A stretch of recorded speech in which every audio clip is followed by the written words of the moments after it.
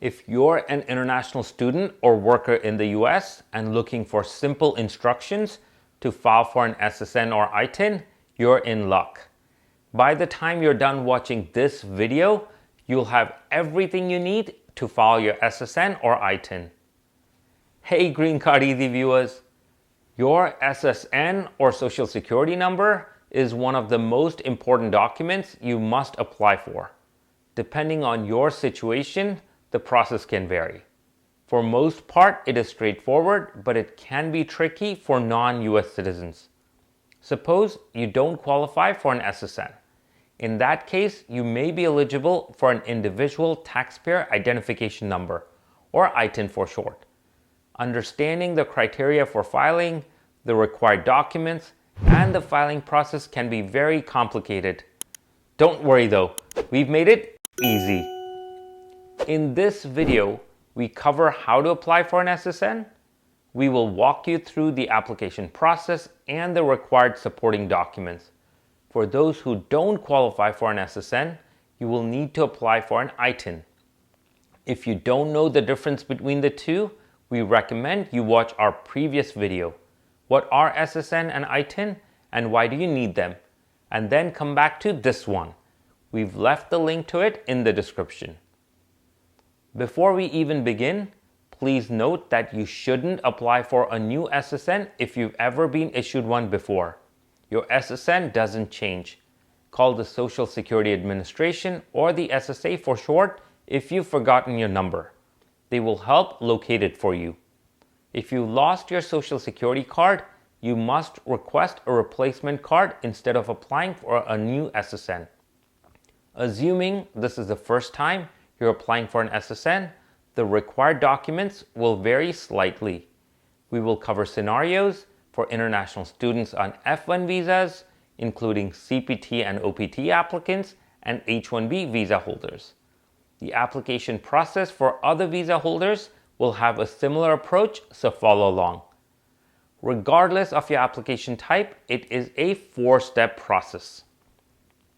Step 1. Fill out the Social Security card application form online or print it out. This form is called Form SS5. We've left the link to our website in the description where you will find the reference documents in this video. Step 2. Gather your required documents. These vary depending whether you're a full-time student or getting ready to apply for OPT or CPT. We will review these scenarios in a moment. Step 3. Make an appointment at your local Social Security Administration office. Locate it using the links we've left on our website. We recommend calling and making an appointment. Many locations don't take appointments, so you will need to do a walk-in. It means showing up to the SSA office without an appointment. If you're doing a walk-in, it may take 2 to 3 hours or more, depending on how busy the office is, so plan accordingly. By the way, if you're looking for related tips and tricks, check them out on our website. We've left a link to it in the description. Step 4. Appear for your interview. Along with Form SS5, bring all original required documents to your interview appointment. Your interview will be a casual conversation. You don't need to do anything special to prepare for it. While the wait may be extended, the interview should not take more than 15 minutes. Once your interview is over, the SSA office will issue a letter acknowledging your application has been received. You should show it to your DSO and your employer so you can start working if you haven't already. Remember, SSA allows you to start working while processing your SSN. However, you must receive your Social Security card to get paid. It can take up to 14 days to arrive, but typically takes 7 to 10 days. Now that you understand the process, let's review the required documents for different scenarios. By the way, follow us on Instagram and Facebook. We post updates and different content there, so take advantage of it. Now let's get back to the required documents. Scenario 1. Full-time international student on an F1 visa. Suppose you're currently a full-time international student on an F1 visa. This is the most common scenario for most international students who have recently arrived in the US. SSA used to allow all F1 students to apply for an SSN regardless of their employment status. They changed that a few years ago. Now, F1 students must have an on-campus employment to file for an SSN. When you land an on-campus job, you will become eligible to file for your SSN. SSA allows you to start working while processing your SSN, so your goal is to apply for SSN at your earliest.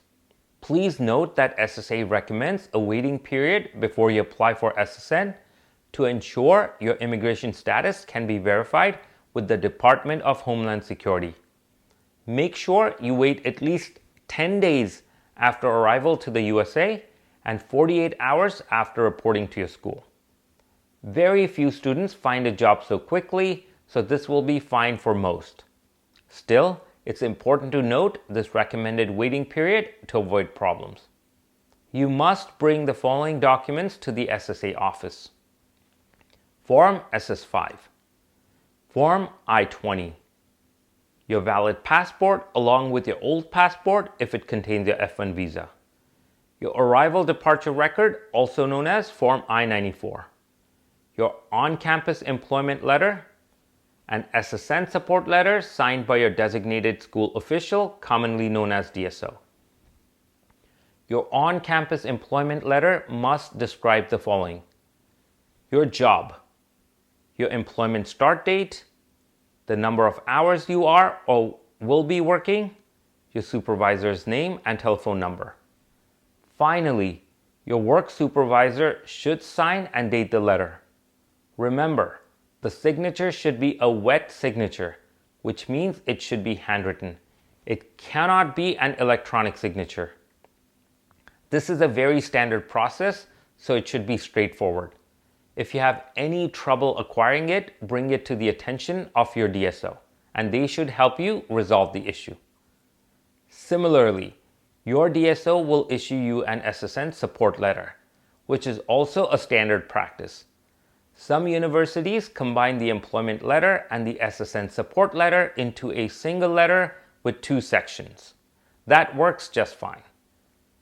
Along with Form SS5, you must bring all original required documents to your interview appointment. The only exception is Form I-94. Typically, it is issued electronically, so you won't have a physical I-94 card. If you have a physical card, bring it with you. Scenario 2. Full-time international student with approved CPT. Before starting the application process, ensure the following: you have completed the CPT approval process and received authorization to work. It will be noted on page 2 of your CPT. You must apply up to 30 days before CPT start date listed on your I-20. If you meet both these criteria, you can proceed.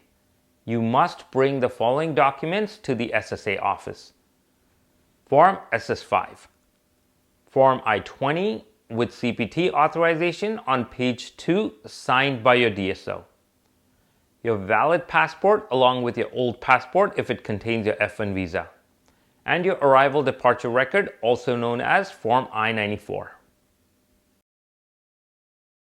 Scenario 3. Full-time international student with approved OPT. Before starting the application process, ensure the following: you haven't applied for an SSN as part of your OPT application. You have applied for OPT and received your employment authorization document or EAD card. You apply on or after the start date of your EAD. If you meet all these criteria, you can proceed.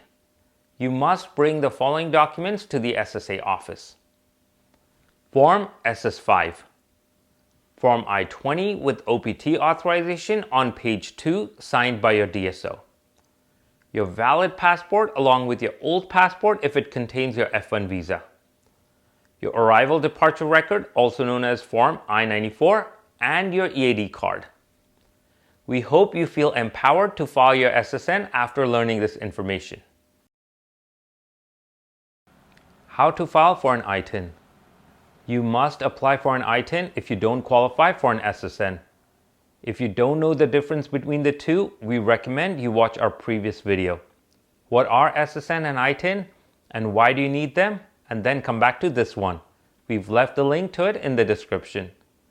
Internal Revenue Service, commonly referred to as the IRS, is a U.S. government agency that oversees the collection of taxes, among other tax-related things.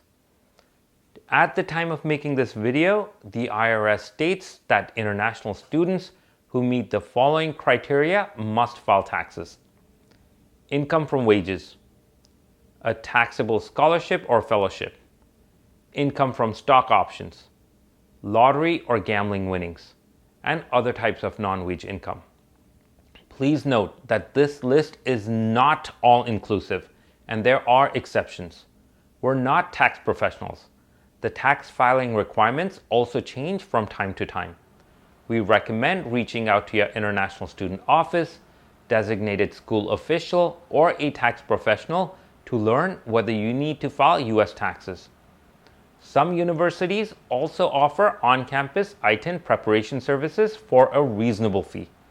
We encourage you to take advantage of these services. It will save you a lot of time, get you a reliable answer, and prevent you from making severe mistakes. Assuming you've determined you need to file U.S. taxes and don't have or qualify for an SSN, you will need to apply for an ITIN. To apply for an ITIN, international students on F1 visa must typically submit the following documents to the IRS. IRS Form W-7, your passport, your I-20, your visa stamp, scholarship, grant, or similar documents if applicable, a certification letter with applicant's full name and service number. It will be issued to you by your DSO. Form W-8-BEN if claiming tax treaty benefits, and other required documents to meet the Form W-7 application requirement. This is a general list. Please ensure you have the proper documentation as applicable to you individually. Your international student office can answer your questions and provide additional information. Once you have gathered all your documents and filled out your application, you have 3 options to file your ITIN. Through mail, in person using IRS certified acceptance agents, and at an IRS Taxpayer Assistance Center. If you choose to send your application through mail, we recommend sending certified copies instead of original documents. Although mailing is a reliable option, every now and then mail gets lost. Replacing your original documents can be very tedious, stressful, and time-consuming. Check with your international student office or DSO to see who can help certify copies of your documents. If you complete the process correctly, you will receive your ITIN in a letter from the IRS within 7 weeks. We hope that helps you understand how to file your SSN and ITIN. Our next video will discuss what you should do once you receive your SSN or ITIN. We've covered the main points. Additional information such as frequently asked questions, direct links, and other exclusive content is available on our website. Registration is free and takes less than a minute to complete. We've shared the link in the description. If you have any thoughts, comments, or questions, you're welcome to leave them below. For the fastest responses, reach us directly on our website, greencardeasy.com/discussions. My name is Gaurav Moosle, and from all of us at Green Card Easy, thanks for watching.